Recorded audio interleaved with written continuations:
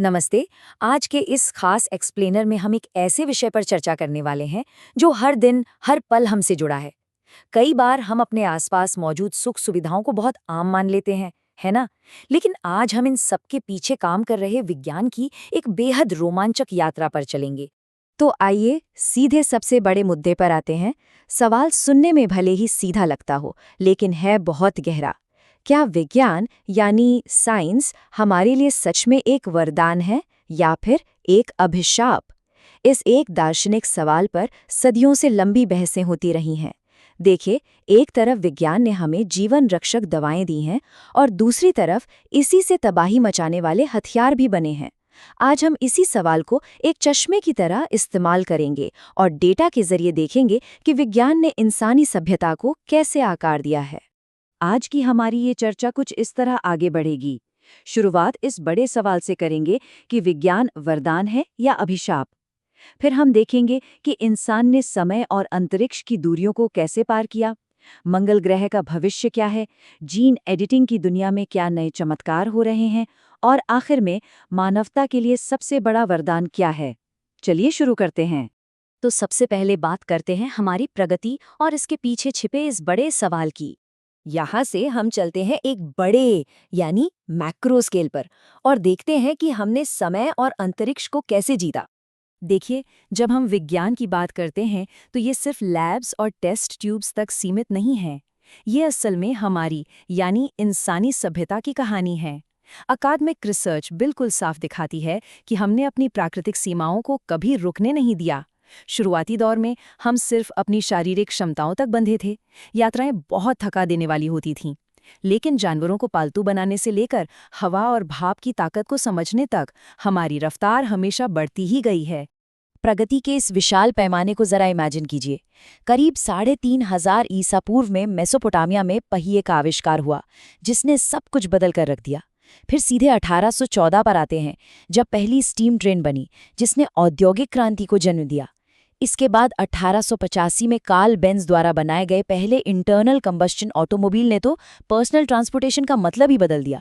और फिर 1903 में राइट बंधुओं ने जब वो पहली सफल उड़ान भरी, तो दुनिया को बता दिया कि अब आसमान की भी कोई सीमा नहीं रह गई है। और वैसे ही जैसे हमने भौतिक दूरियों को मिटाया, सूचनाओं की रफ्तार में भी एक गजब की क्रांति आई। एक वक्त था जब धुएं के इशारों और ढोल नगाड़ों से मैसेज भेजे जाते थे। वहां से आगे बढ़कर 1838 में कमर्शियल इलेक्ट्रिकल टेलीग्राफ ने कम्युनिकेशन की दुनिया को पूरी तरह हिला दिया। उसके बाद 1950 के दशक में आया सेमीकंडक्टर युग, जिसने बड़ी बड़ी मशीनों को छोटा और बेहद शक्तिशाली बना दिया। और 1990 के दशक तक आते आते डिजिटल वायरलेस क्रांति ने पूरी दुनिया को एक छोटे से नेटवर्क में समेट लिया। सच में ये विज्ञान के सबसे बड़े वरदानों में से एक है। अब धरती की सीमाओं से आगे बढ़ते हैं, एक एक्स्ट्रा मैक्रो स्केल पर, यानी मंगल ग्रह के भविष्य की तरफ। धरती को जीतने और चांद पर कदम रखने के बाद अब सबकी नजरें मंगल ग्रह पर टिकी हैं।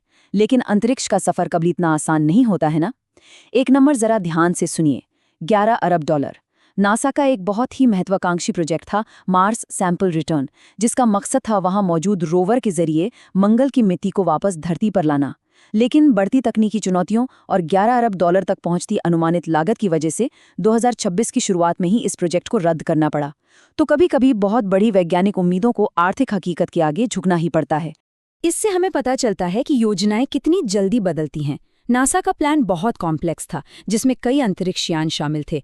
कॉस्ट इतनी ज्यादा थी कि अंततः उसे कैंसिल करना पड़ा। वहीं दूसरी तरफ चीन के तियानवेन-3 मिशन का अप्रोच बिल्कुल अलग और सिंपल है। ये एक ग्रैब एंड गो मॉडल पर काम कर रहा है। बस उतरो, नमूना उठाओ और वापस आ जाओ। ये मिशन 2028 में लॉन्च होने वाला है। ये देखना काफी दिलचस्प है कि अलग-अलग देश अपनी रणनीतियों को व्यावहारिक चुनौतियों के हिसाब से कैसे ढाल रहे हैं। तो असल में मंगल ग्रह का असली रोडमैप कैसा दिखता है? नवंबर 2026 में नासा का एस्केपेड मिशन मंगल के वायुमंडल का अध्ययन करेगा। उसी साल के आखिर में जापान का MMX मिशन मंगल के चंद्रमाओं के लिए निकलेगा। 2028 में चीन का तियानविन-3 लॉन्च होगा, जो 2031 तक धरती पर नमूने वापस लाने का लक्ष्य रख रहा है। और हाँ, स्पेसएक्स, जिसे मंगल पर जाने की बहुत जल्दी थी, अब वो भी 2030 के दशक तक अपनी पहली बिना क्रू वाली परीक्षण उड़ानें प्लान कर रहा है। लब्बो-लुबाब ये है कि मंगल पर इंसानों की बस्ती बसने में अभी थोड़ा वक्त है, लेकिन रोमांचक शुरुआत हो चुकी है। चलिए, अंतरिक्ष की विशालता से वापस आते हैं और फोकस करते हैं सबसे सूक्ष्म पैमाने पर, यानी जीन एडिटिंग की सफलताओं पर। अब हम सीधे इंसानी शरीर की सबसे छोटी दुनिया में चलते हैं, हमारे डीएनए के अंदर। टेक्सास विश्वविद्यालय में अभी हाल ही में एक जबरदस्त बायोलॉजिकल चमत्कार हुआ है, और इसके पीछे का हीरो है रेट्रॉन्स। रेट्रॉन्स असल में बैक्टीरिया में पाए जाने वाले जेनेटिक तत्व हैं, जो उन्हें वायरस से बचाते हैं। लेकिन अब वैज्ञानिकों ने इन्हीं रेट्रॉन्स का इस्तेमाल करके बिल्कुल सटीक जीनोम एडिटिंग करना शुरू कर दिया है। ये दिखाता है कि कैसे प्रकृति की ही चीजों का उपयोग करके विज्ञान बीमारियों की जड़ पर वार कर रहा है। अब पुरानी तकनीकों में और इसमें क्या फर्क है? पहले की जीन एडिटिंग तकनीकें सिर्फ 1 या 2 म्यूटेशन को ही एक बार में ठीक कर पाती थी, लेकिन इस नई रेट्रॉन तकनीक की सबसे बड़ी खूबी इसकी सरलता है। ये बस 2 स्टेप्स में काम करती है। पहला, ये खराब डीएनए के एक बहुत लंबे हिस्से को टारगेट करती है, और दूसरा, ये उस पूरे खराब हिस्से को एक ही झटके में स्वस्थ डीएनए से बदल देती है। इसे ऐसे समझिए जैसे किसी किताब में एक एक स्पेलिंग मिस्टेक ठीक करने के बजाय पूरा खराब पैराग्राफ निकालकर एक नया और सही पैराग्राफ चिपका दिया गया हो। और इसका रिजल्ट, जरा इस नए आंकड़े को सुनिए, 33%। सुनने में शायद 33% उतना बड़ा न लगे, लेकिन कॉन्टेक्स्ट देखिए। पुरानी तकनीकों का सक्सेस रेट मात्र 1.5% हुआ करता था। उसके मुकाबले इस नए रेट्रॉन प्रणाली ने 33% टारगेटेड सेल्स में एकदम परफेक्टली स्वस्थ डीएनए डाल दिया, और इन्हें नैनो पार्टिकल्स के जरिए सीधे कोशिकाओं तक पहुंचाया जाता है। मेडिकल साइंस के नजरिए से सोचें तो ये प्रगति सच में होश उड़ा देने वाली है। तो इस सब का एक आम इंसान की जिंदगी पर क्या असर पड़ने वाला है? जरा सिस्टिक फाइब्रोसिस यानी कि सिस्टिक फाइब्रोसिस जैसी जटिल बीमारी के बारे में सोचिए, जहां फेफड़ों में बहुत गाढ़ा बलगम जमा हो जाता है। क्योंकि रेट्रॉन्स पूरे के पूरे खराब डीएनए को बदल देते हैं, ये ऐसी बीमारियों का इलाज बहुत आसान और सुलभ बना सकते हैं। पहले कंपनियों के लिए कुछ ही लोगों को होने वाली बीमारियों का इलाज खोजना बहुत महंगा पड़ता था, लेकिन अब इस एक तरीके से हजारों अलग अलग म्यूटेशन को एक साथ ठीक किया जा सकता है। ये सच में एक मेडिकल क्रांति है। अब इस कहानी के आखिरी पड़ाव पर चलते हैं, परम मानवीय वरदान और कैसे हमने अपनी क्षमताओं को लगातार बढ़ाया। आज के इस एक्सप्लेनर में हमने जो कुछ भी देखा, फिर चाहे वो पहिए का आविष्कार हो, मंगल ग्रह से मिट्टी लाने की महत्वाकांक्षा हो, या हमारे डीएनए की कमियों को दूर करने की जादुई रेट्रॉन तकनीक, ये सब एक ही बात साबित करते हैं। एक बहुत ही खूबसूरत कोट है, विज्ञान वास्तविकता है और वास्तविकता सुंदरता है। शुरुआत में हमने पूछा था कि क्या वैज्ञानिक वरदान है या अभिशाप। इन सभी चीजों को देखने के बाद एक बात तो बिल्कुल साफ हो जाती है, वैज्ञानिक खोजों ने हमेशा इंसानी सभ्यता को नई ऊंचाइयां ही दी हैं। हाँ, हम तकनीक का उपयोग कैसे करते हैं ये हमारी जिम्मेदारी है, लेकिन नए राज खोलने का ये जो जुनून है, यही मानवता के लिए सबसे बड़ा वरदान है। तो दोस्तों, इस दिलचस्प विश्लेषण के आखिर में एक बहुत बड़ा सवाल सामने आता है।